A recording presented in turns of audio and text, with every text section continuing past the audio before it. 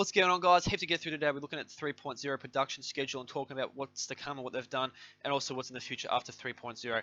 So as we can see here, guys, we have the date for 3.0, which is the 29th of June 2017. This may change, but put it in your calendars because I'm fairly certain they're going to be keeping to the schedule. Now, with all this tech coming on, guys, that they've built, they've also got heaps still left to go. And as well as the tech, guys, they also have the ships being built.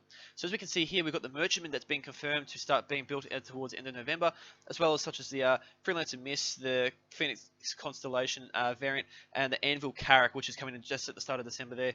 Then also, if we look to the start of the year, we will see to mid-year, they've got the Anvil Terrapin coming along. They have a lot of other ships coming along. There's Hornet upgrades or updates, as well as the Aurora update, guys. So heaps of cool stuff coming through there, as well as that 890 jump. Next is we have the Yellow Moon, which is not quite infamous for being the planet that Grimhex orbits. Now, Yellow is a frigid moon of Crusader. It's icy, it's cold, and if you're careless without a spacesuit, you will die from the insane cold. Looking down there, we have Cellin, which is like the complete opposite, super hot, heaps of volcanoes and stuff going on with heaps of sulfur gases going around. So if you get caught in it, you're going to have trouble with your ships and all outposts and everything. Then on the last point is Daymar, which is basically a harmonic balance between the two of Yellow and Cellin. Now, there are only moons confirmed for 3.0. There is a stretch goal for a planet of Daymar. Not Daymar, Dalmar, but that's more for later. Okay, core tech. So this is where we get interesting stuff happening here. This is basically your planetary tech, the main stuff that the game is going to be heavily surrounded around, guys.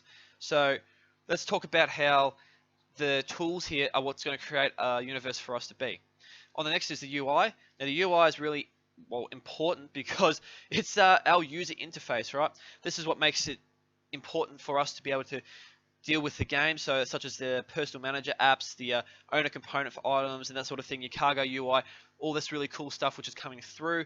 Now, this is stuff to be done. Now, these are ETAs for things being finished, so keep following week to week and we'll know how the schedule actually comes together, because it gets updated every 7 days, which is Saturday for Australia, so Friday for America or other time zones.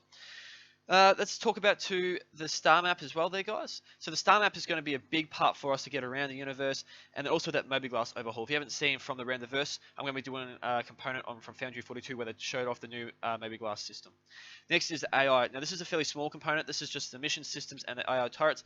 They're boosting up AI turrets, so when you have such as a Constellation or a Freelancer and you have NPCs working for you, they'll be able to actually work decently well. Or if you have automatic turrets, and mission systems are also to do with AI and getting missions from them.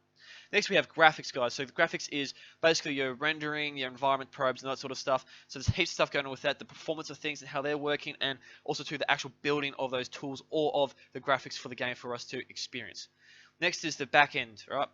Backend is literally the stuff that's running behind the defuse of the game. So the solar system shop services, your diffusion subset, all that sort of stuff is going to be really interesting and really cool to have in game to actually be able to use. Right, network. Let's try not to run out of breath. They've got new message queues and physics serialization, so that's going to be helping the network run better. Now, they have this bind unbind, which is a stretch goal, which I think should be made as a mandatory thing. This is basically what's going to allow us to continue through the game and not have any issues when you've got, say, someone spawning a Starfarer or a Caterpillar at, say, Port Olisar, and if you're at Korea, the game just lags a massive amount. That's because the game's trying to tell you that there's something over here, but you can't see it, so why does it matter? Right, next is ships and weapons. So ships and weapons are an important part of the game, obviously, and we have the Dragonfly coming with 3.0. As we can see, it's actually technically not finished yet, same as with a lot of the other ships there. The Prospect is not far away from being done, as well as these guns, which are being reworked and things like that. Now, I'm curious to know with the Ursa rover what they had to do with it. I know they had a few physics things they had to work out, but I'm happy to see that the Constellation Aquila will be there, so those who have bought it will get the rover with it as well at the same time. Now, on the last here, guys, I'm just showing the guns that they're redoing. So they've got the Devastator shotgun, the sniper rifle, and that sort of stuff. So it's going to be really cool to see how the reworks on the stuff for that's going to be done. So just amazing stuff all around there, guys, from CIG. So now let's have a look at 3.0 and beyond, okay? So 3.1 goals is they hope for modular space stations or your truck stops and ArcCorp, right, over Area 18. So we can actually go land there on Crusader, because at the moment we cannot do that.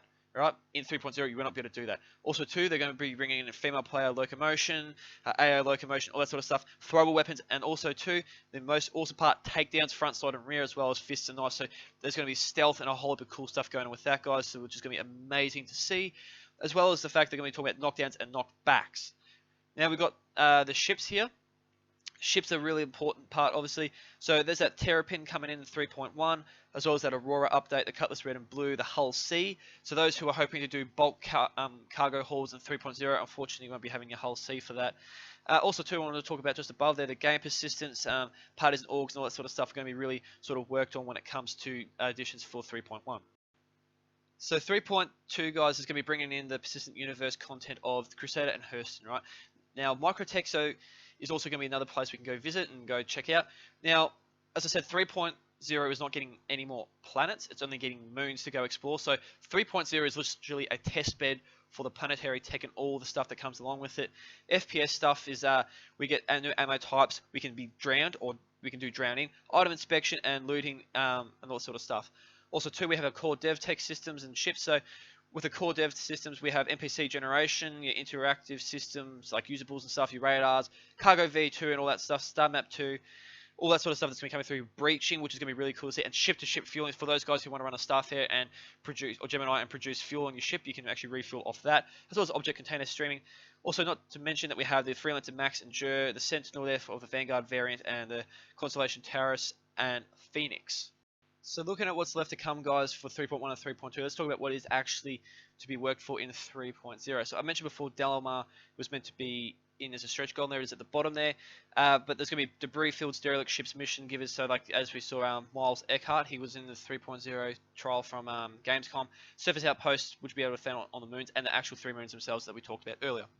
Now, let's talk about what they've completed, guys. So there's actually quite a long list of things that they've done and built so far for 3.0. So this starts off with the graphics, right? There's been a rendered target refactors, those lighting systems as well that we didn't see in around the verse. That is going to super cut down on performance requirements of the PCs, as well as their designs there with the Crusaders converted to game object container and things like that. Next is the environment. So this is massive, guys. This is your modular room system for procedural generation of planetary outposts. So we'll be able to have official outpost spawning system. We'll be able to have area boxes, interface to teleport the camera to closest outpost, all that sort of stuff. Developed outpost feat system that we've seen about, with the ladders and stuff from around the verse.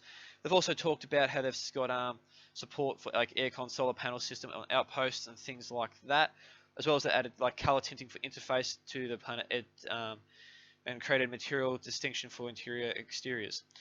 And then the last one here, group elements offset in planet object preset to be able to offset landing pads. So that means there will be landing pads available, guys, for our ships. We don't have to just land on a surface. Next is our tools and performance, right? So the only tool they've got listed here that they've actually completed is the Solar System Editor tool, which we've seen around the verse a couple of times. So it's basically able for them to create object containers for planets and other places and create basically a massive game world with this tool. Then looking at there, guys, we talked about the texture memory usage reduced. So basically, you're not going to be sucking a huge amount out of your graphics card for when you're trying to build stuff. Shared hair assets, so you're not trying to have heaps of different, basically parts of the game, trying to render so much it goes, oh, it's just one asset or one type of asset, and it just edits it as it needs to be. Now, various portal and culling improvements. So I don't see a massive description there, but that to me would say that they've actually worked on creating an ability to say, oh, I'm not seeing this item, a gun over here anymore, it's in another room, and we're going to cull it from the performance because we know it's there in the code, but we don't need to see it from our performance point of view. Automatic asset area collection and tracking, all that sort of stuff. And next on the list, guys, we have art, so the new assets. So the heavy marine armor and the explorer suit is finished. So that means that they still must be working on that heavy pirate armor, clothing and cloth simulation of various assets, old and new. And then also, guys, we have the good old light group entity optimization, which is we've seen on the Caterpillar, how they took down so many lights and put them into like 98 from instead of 1200 nearly. Next is the code. So let's talk about the new radar data bank. That's meaning that we're going to be able to, the radar's going to be able to work a lot better. The sub submission, which has been a massive part. It's just the initial release of the foundational technology that drives all the AI in the game. Also, too, we have the IFCS improvements to support AI and takeoff systems, MFD implementation of Item 2.0 components on ships. We have animation-driven facial audio implemented, so basically when the guys talk, it'll actually animate properly. We have zone color on all characters and assets and layers, so basically if you've got a shirt on where your arm and the sleeve meet, it's not going to have to generate the the tone and the animation or anything from underneath that arm. It's just the shirt becomes part of that body. Next thing on the list, guys, is we have a sale for the spring. Right, so all the small ships, your Dragonfly, your 85X, the P52 Merlin, P72 Archimedes, the Argo carrier ships and all that are on sale. Also, too, they have a cheap spring sale starter pack for $40 for the Aurora and the Mustang.